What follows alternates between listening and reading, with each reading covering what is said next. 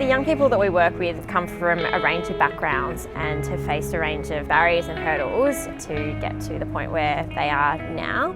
People who are in disadvantaged circumstances, they don't just need a hand out, they need a hand up.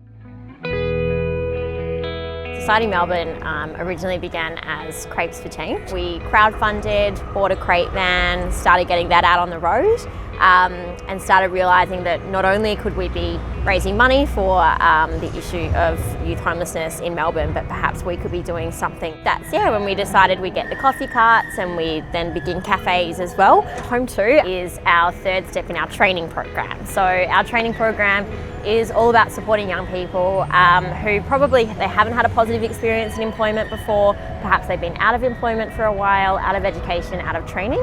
And what we're trying to provide is a safe community space for them to acknowledge their values. We start with our partners, Launch Housing and Melbourne City Mission, and we get them to refer trainees to us. So young people who might not have had a good experience in employment, may not have been in employment before, may currently be struggling with education and things like that. Our young people are ending up in a situation where they can't get that roof over their head, they can't be eating properly, so how can we expect them to be going to training, be getting employed and continuing to kind of seek out a different pathways. Young people experiencing homelessness, they've often been told what they're not. And in these Education First Youth foyers, supportive accommodation on the grounds of TAFE colleges, with case management support available to the students, we're able to focus on their talents, to give them the opportunities and the support to chart their own future. And that's what's really exciting. When people exit after 2 years, they've got educational qualification, they're no longer homeless, they're in the paid workforce. We've got to look at how do we create the right pathway for each of them, and that's why we really try to put the power in the hands of the young person themselves and say it's up to you to create that pathway, but we're going to give you the tools and support to do that. Alongside that, Home 2 is a great model in that it both provides the training, but it also creates a profit, and that profit is directed towards rental subsidy.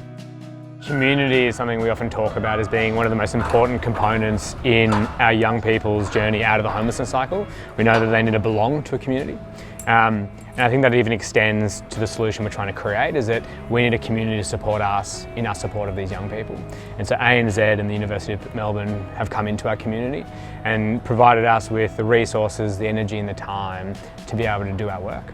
And this looks like Home 2. It looks like the funding we needed to fit out Home 2. It looks like the land and the build of Home 2.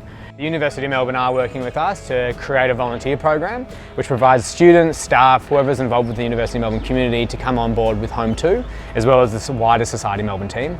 And so bringing youth homelessness to the front of university students' minds is a really important part of that. Providing them with the understanding that you can buy your coffee every day in the knowledge that you're contributing to a number of young people on their way out of the homelessness cycle. I really want to see a Home 1, Home 2, Home 3 in universities all across Australia.